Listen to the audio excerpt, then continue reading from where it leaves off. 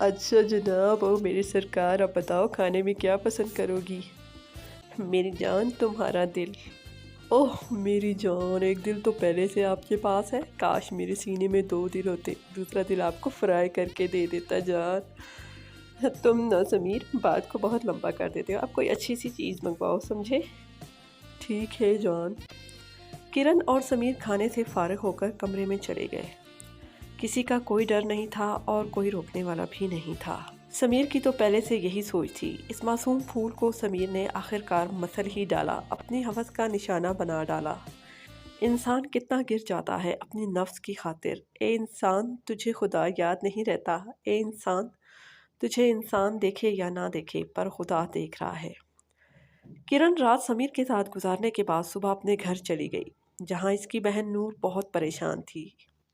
میں تمہاری زندگی میں دخل تو نہیں دینا چاہتی، پر یہ ضرور پوچھنا چاہوں گی، یہ سلسلہ کب تک چلے گا؟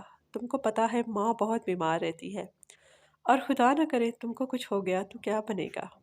ہمارا اس دنیا میں کوئی نہیں، نہ ہمارا کوئی بھائی ہے، اللہ کے سوا کوئی ہمارا سہارا نہیں، یہ تم اچھی طرح سوچ لینا، اور تم سے کچھ نہیں کہنا چاہتی۔ اب تھک گئی ہوگی، آرام کرو۔ نور کمرے سے نکل کر سیدھا اپنی ماں کے پاس چلی گئی، جو بستر مرگ پر پڑی اپنی زندگی کے دن پورے کر رہی تھی۔ نور نے روتے ہوئے ماں سے کہا، دیکھو ماں، آپ کی بیٹی اب بڑی ہو گئی ہے اور اپنی زندگی کے فیصلے خود کرنے لگی ہے۔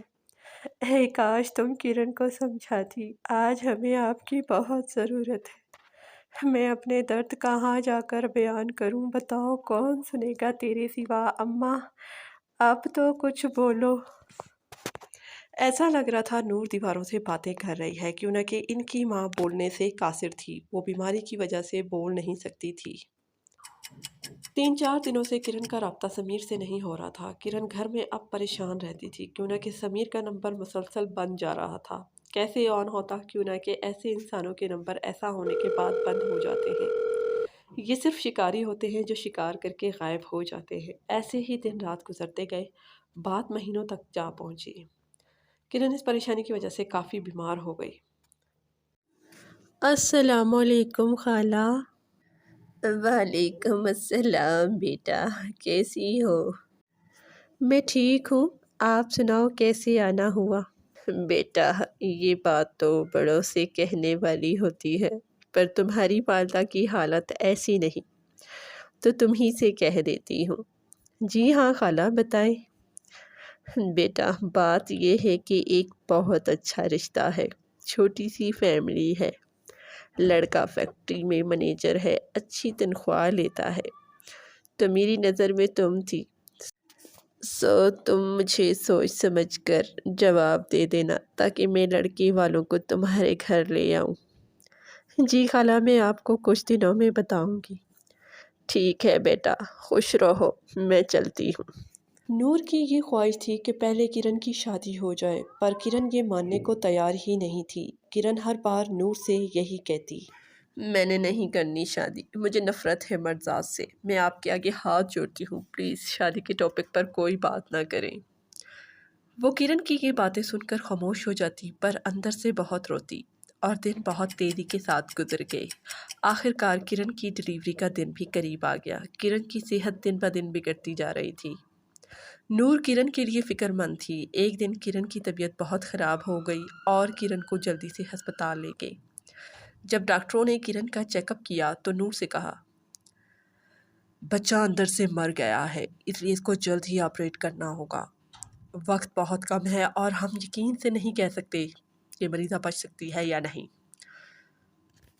نور کی آنکھوں میں اس وقت آنسو تھے اور اس کی زبان پر دعا تھی، میری پیاری بہن تم مت رو، یہ میری غلطی کی سزا ہے جو مجھے مل رہی ہے، کاش میں اس وقت تمہاری باتیں سمجھتی، آج اس حالت میں نہ ہوتی، تمہاری وہ باتیں سچ تھی، تم میری بہت اچھی بہن ہو، میری جیسی لڑکی کا یہی انجام ہونا چاہیے تھا، میں نے تمہارا بہت دل دکھایا، پلیز مجھے معاف کر دینا، اور اب مجھے زندہ رہنے کا کوئی حق نہیں۔ نور روتے ہوئے بولی، تم ایسی باتیں نہ کرو، تمہیں کچھ نہیں ہوگا، تمہیں میری زندگی بھی لگ جائے کرن کا آپریشن شروع ہو گیا۔ نور باہر پریشانی کی حالات میں اپنی بہن کے لیے بہت دعائیں مانگ رہی تھی۔ کچھ دیر بعد ڈاکٹر آپریشن تھیٹر سے باہر آئے اور نور سے کہا، آئی ایم ریئلی سوری، ہم آپ کی بہن کو نہیں بچا سکے۔ نور یہ سن کر غم سے وہیں زمین پر گر گئی۔ ہسپتال میں موجود لوگ اس کے آس پاس جمع ہو گئے اور وہ روتی جاتی تھی اور کہتی جاتی، کاش تم ایسی غلطی نہ کرتی، آج ایسے نہ ہوتا۔ تمہارا موبائل ہی تمہارا قاتل نکلا، نہ تمہارے پاس موبائل ہوتا اور نہ تم سے ایسی غلطی ہوتی اور نہ آج تم اس طرح مرتی۔